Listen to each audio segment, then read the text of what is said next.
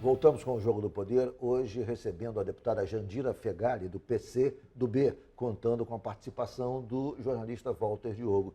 Deputado Jandira Fegali, os cientistas políticos Brasil afora são unânimes em condenar a coligação da votação proporcional. Dizem que esse é um ponto claro da deformação do sistema eleitoral brasileiro. Não há discordância em relação a isso. Muito bem. Na hora que isso foi votado, isso também foi rejeitado. Inclusive, o seu partido votou contra o fim das coligações. Segundo a imprensa, houve um acordo entre o PCdoB e o presidente da casa, o PCdoB votou pelo Distritão, em compensação, houve um entendimento para que eles votassem também a favor para que não aprovassem contra o fim das coligações. Para que então, houve um entendimento entre a senhora e o presidente da casa nesse sentido, o deputado Eduardo Cunha. A senhora não acha que as coligações são uma distorção do sistema político brasileiro? Bom, primeiro, deixa eu historicizar aqui essa história do acordo, para não ficar confuso. Na verdade é o seguinte, qual era o centro da reforma para os setores conservadores? Era o financiamento empresarial de campanhas na Constituição, até para evitar que o Supremo concluísse a votação que já tinha proibido o financiamento empresarial. A maioria já tinha dado pela inconstitucionalidade, né? E estabelecer cláusulas de restrição, ou seja, cláusula de barreira, chamada cláusula de desempenho, o que eliminaria da vida política brasileira vários partidos, inclusive o nosso, né? E o fim das coligações, que tem sido, para o meu partido e para alguns outros, importante para a vivência parlamentar, para que existam deputados em Brasília. Por quê? Nós ficamos 60 anos na clandestinidade. Nós temos 30 anos de vida legal, não temos nem de perto a estrutura de outros partidos. Então, a coligação em muitos estados brasileiros é a que permite a eleição dos nossos parlamentares, porque soma votos entre vários partidos. Então, nós ali tínhamos claro que nós tínhamos que evitar o fim das coligações e evitar a cláusula de desempenho, né? Quando a reforma política aprovou o financiamento empresarial e não aprovou o sistema eleitoral, e a gente sabia que o Distritão não seria aprovado, isso já estava claro, nós tínhamos o mapa na mão, a reforma é se concentrar exatamente aí, na cláusula de barreira e no fim das coligações. Então, nós fizemos um acordo com o bloco de partidos que compõe o bloco com o PMDB, PSD, um bloco de partidos, são 8 partidos, em função do sistema eleitoral, para que, na hora da votação da coligação e da cláusula de barreira, eles votassem conosco. E isso foi feito. Vocês votaram, e olha que o PMDB... No Distritão, nós votamos no Distritão, sabendo que não ia passar, porque nós tínhamos o mapa eleitoral. Qual a sua avaliação sobre o Distritão? Nós achamos que o Distritão é ruim. Para os partidos é ruim, para o país. Mas ali nós não tínhamos mais saída, né? Então, o Distritão, nós tínhamos o mapa, sabíamos que ele não ia passar. No nosso mapa não dava mais de 230 deputados. E nós precisávamos do acordo exatamente porque ia ser derrotado. Sim. E a reforma ia se concentrar nesses 2 itens. Então, o acordo foi para evitar, para fazer a autodefesa e a sobrevivência dos partidos ideológicos e menores. É óbvio que tem partidos importantes, ideológicos, como o PCdoB e outros mais, mas há também partidos absolutamente legendas de aluguel, sim. Que entram com uma carona nesse processo e sobrevivem, deformando a política brasileira. Mas nós estávamos não há um caminho para separar o joio do trigo? Deixa eu lhe dizer. Primeira coisa, nós estávamos discutindo Constituição. Então, o Instituto da Livre Associação Partidária tinha que ser preservado. Coligação é uma livre associação partidária, ponto. Esse é um instituto constitucional. Agora, na lei infraconstitucional, você pode gerar vários mecanismos que impeçam venda de tempo de TV, criação de legendas de aluguel, tem vários mecanismos na lei infraconstitucional que podem ser utilizados sem que na Constituição você impeça o Instituto da Livre Associação Partidária. A responsabilidade agora de evitar a legenda de aluguel está na lei infraconstitucional, não é na Constituição. Nós estamos votando emenda constitucional.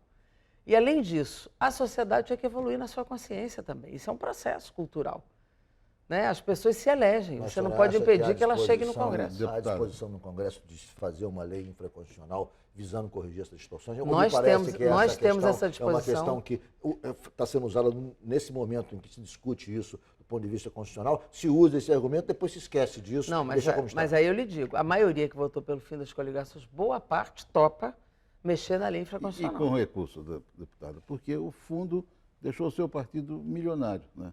Coitado de nós, pelo amor de Deus.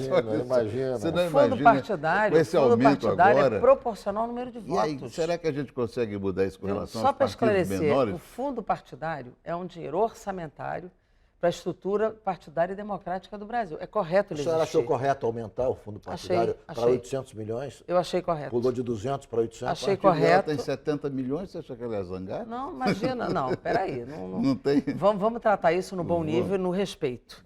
Claro. A existência de um fundo partidário ele é correto, porque a democracia tem que ser financiada, senão o setor privado compra, não é? Então é melhor que a sociedade brasileira financie a democracia do que a sociedade brasileira ver a promiscuidade entre os partidos e as empresas. Então vamos começar por aí. Esse é o mecanismo de restrição à promiscuidade, na minha opinião, né? O fundo partidário é proporcional ao número de votos. Ele não é proporcional à bancada, é o número de votos. Então, proporcionalmente, o nosso partido é o que tem um dos menores fundos partidários. Mas os partidos menores se beneficiam muito desse negócio do dinheiro. Mas precisam se beneficiar, porque os nossos partidos não têm acesso ao poder econômico. Então, para ter um mínimo de equidade, de equilíbrio na democracia, você tem que ter o financiamento público da existência das estruturas partidárias. O que precisa evitar é o que alguns dizem. O partido comprou um avião com fundo partidário. Isso é que tem que ser proibido.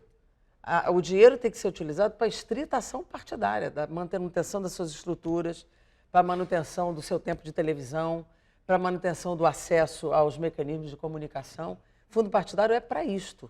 Não é para comprar televisão e botar dinheiro no bolso de ninguém. Alguns pontos importantes ainda serão votados. Teremos aí a votação da coincidência de mandatos, voto obrigatório, eleições, voto obrigatório. Tempo de mandato. Tempo de mandato. Cota de mulheres. Cota de mulheres. Data de posse do presidente, que tem que sair do Réveillon. Essa pode ser dia 1º, dia 2, ou não, é o primeiro dia útil. Acho que não vai. Não tem primeiro dia útil. Acho que é um entendimento nesse sentido. Há consenso. Agora vamos à questão. Coincidência das eleições. O que a senhora acha desse tema? Eu sou contra. Nosso partido tirou uma posição contrária. Por quê, deputada? Porque isso, num primeiro momento, são 7 votos na mesma eleição, né? Essa compatibilização é muito difícil para o eleitor. Como é que fica o tempo de televisão? Pois é. Você fazer uma eleição Além... que haja tempo para vereador, prefeito, deputado estadual, deputado federal, presidência da República, governador, quer dizer... Não, mas o problema... Só se for 5 horas de programa. Mas não é nem esse o problema maior. Eu acho que são outros 2 os problemas maiores. O primeiro é ou você bota um debate provinciano na hora de eleger o presidente da República, seja ou o debate municipal ou o debate nacional, ou seja, nem você discute a cidade, ou você não discute a questão nacional. Sim. Isso é um problema. Algum debate vai predominar. Não dá para misturar essa gente. E segundo, quer dizer, se o mandato vai para 5 anos, você vai ficar 5 anos sem debate político no país. Então isso não é bom para a democracia.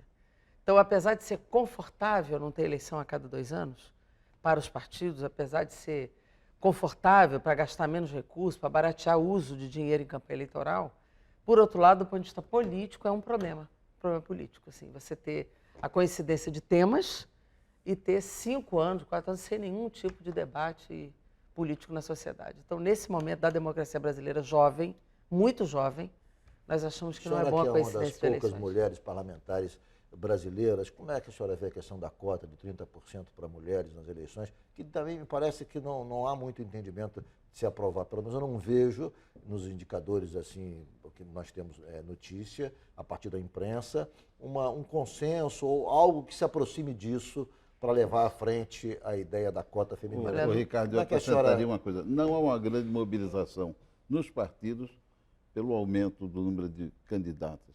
Por que isso? Nós primeiro tivemos uma cota na chapa. Isso é lei hoje, né? Sim. 30% das chapas precisam precisa ser de mulheres. Só que muitos partidos usam isso cartorialmente. Botam um monte de nomes, mas as campanhas não são reais. Sim. São apenas cartoriais, os registros, né? Por isso nós jogamos, por isso que também não interferiu muito pouco no aumento de mulheres. Então nós estamos jogando hoje para uma cota das cadeiras, reserva de cadeiras no parlamento. Isso existe em vários países do mundo e nós no Brasil somos um dos últimos países no número de mulheres no parlamento. É vergonhoso para nós. Então a cota, essa política afirmativa, era importante ser votada para que a gente pudesse aumentar a representação feminina no Congresso Nacional. Qual é a sua avaliação? Eu acho que hoje, se colocasse para votar, hoje, na minha opinião, perderia. Então nós estamos tentando construir nos partidos a possibilidade de ganhar. São 308 votos, é muita coisa. O PCdoB vota inteiro na cota de mulheres, eu acho que o PT também, eu acho que alguns partidos de esquerda também, uma parte, mas ainda não tem 308, na minha opinião. Vou fazer um rápido intervalo e o Jogo do Poder volta em 1 minuto.